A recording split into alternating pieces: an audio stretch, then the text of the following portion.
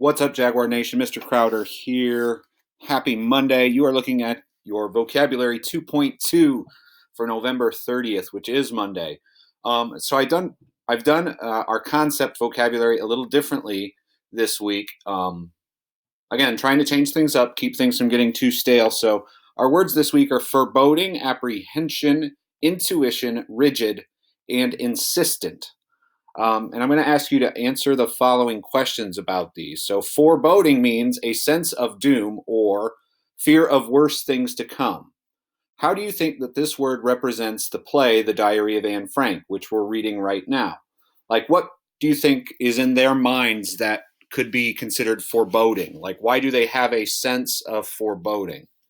That's kind of what I'm looking for that one. Rigid is the next one. Rigid tends to mean something stiff, but it can also refer to a person that doesn't want to change or is inflexible, someone that just won't compromise, they won't change their mind, they're very rigid. So who is someone that you could be called, who is someone you know that could be called rigid? Could be your brother, could be your parent, could be a teacher, could be someone you know.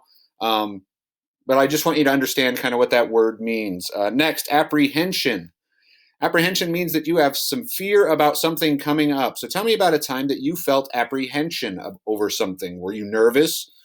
Were you scared going into something like taking a test or going into the big game or a competition or anything like that? Intuition refers to the ability to understand something immediately.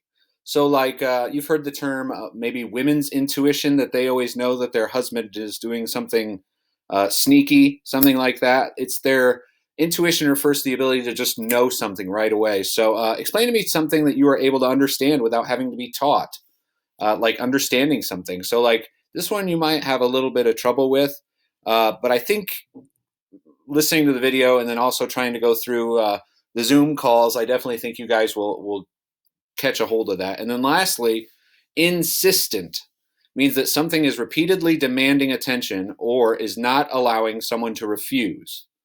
What is something in your life that is insistent? What is something that just never gives up, that keeps going, that keeps pushing, that doesn't take no for an answer? What is insistent?